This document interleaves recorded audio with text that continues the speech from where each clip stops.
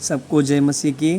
प्रभु का धन्यवाद हो। एक बार फिर से परमेश्वर ने जो मुझे समझाया है, मैं चाहता हूँ आप लोगों के साथ भी उसे बांटूँ। भजन संहिता 32 उसका 1 और 2 आज हम देखेंगे। तो 1 में इस प्रकार लिखा है, क्या ही धन्य है वह मनुष्य जिसका अपराध क्षमा किया गया और जिसका पाप ढांपा गया हो। अब हम बात करते हैं अपराध कब क्षमा होता है, कौन सी दशा में क्षमा होता है। तो मतलब ये है कि हम दूसरों का अपराध जब क्षमा करेंगे तब हमारा अपराध क्षमा किया जाएगा। अगर हम क्षमा नहीं करेंगे, क्योंकि क्षमा करना आसान नहीं होता है लोगों के लिए, बहुत सारी बातें होती है, बहुत सारे कारण होते हैं जो क्षमा नहीं कर पाते हम लोगों को। लेकिन प्रभु यीशु मसीह ने स्वयं कहा, यदि तुम मनुष्यों के अपराध क्षमा न करोगे तो तुम्हारा स्वर्गीय पिता भी तुम्हारे अपराध क्षमा नहीं करेगा, और यदि तुम मनुष्यों के अपराध क्षमा कर दोगे तो तुम्हारा स्वर्गीय पिता भी तुम्हारे अपराध क्षमा करेगा। इस दशा में हमारा अपराध क्षमा किया जाएगा। और फिर लिखा है कि जिसका पाप ढांपा गया हो वह धन्य है। तो हमारा पाप हमेशा के लिए ढप जाएगा जब हम दूसरों के पाप को ढांक देंगे, उजागर नहीं करेंगे। क्योंकि आज के लोग ऐसे हैं कि एक बात सुनी किसी की तो वो जाकर 10 लोगों को बताते हैं।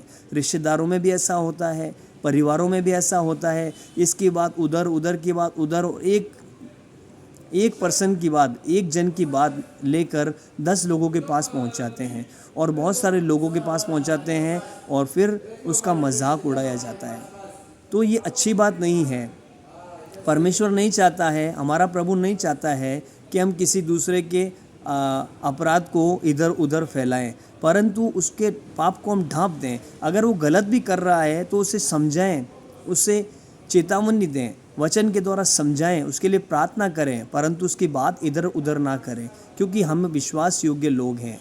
परमेश्वर ने हमें विश्वास योग्य समझ कर ही हमें ये काम दिया है। हमें जो भी काम दिया गया है हम विश्वास योग्यता से करते हैं। तो किसी की भी बात इधर उधर ना करें। और फिर भजन संहिता 32 उसका 2 में ऐसा लिखा है, क्या ही धन्य है वह जिसके अधर्म का यहोवा लेखा न ले और जिसकी आत्मा में कपट ना हो। तो हमारे अधर्म का लेखा तब ही न लिया जाएगा जब हम लोगों के अधर्म का लेखा न लेंगे। अगर हम लोगों के अपराध का लेखा लेने के लिए जाएंगे कि तुमने ये किया है, तुमने वो किया है, हिसाब किताब करेंगे, तुमने इतनी गलतियाँ की है, माफ़ नहीं किया है, तो हमारा स्वर्गीय पिता भी हमसे सब पूछेगा। क्योंकि जैसा हम चाहते हैं हमारे साथ हो। यीशु मसीह ने कहा कि जैसा तुम चाहते हो मनुष्य तुम्हारे साथ करे, तो अवश्य है कि पहले तुम उनके साथ वैसा करो। तो शुरुआत हमसे होनी है। यीशु मसीह हम पर विश्वास करता है इस बात के लिए कि हम शुरुआत करें, क्योंकि हमें वो सामर्थ दी गई है, हमें वो क्षमा की आत्मा दी गई है, हमें परमेश्वर का प्रेम दिया गया है, हमें माफ़ करना है। शुरुआत हमें करनी है। सामने वाले से उम्मीद करके हम खड़े रहेंगे तो शायद ये कभी नहीं हो पाएगा, क्योंकि सामने वाले के पास वो आत्मा नहीं है, वो क्षमा नहीं है, लेकिन हमें दिया गया है।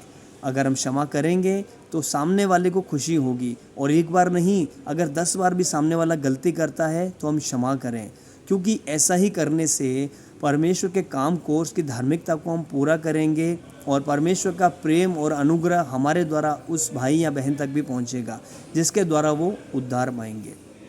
और फिर अंत में लिखा है कि जिसकी आत्मा में कपट ना हो।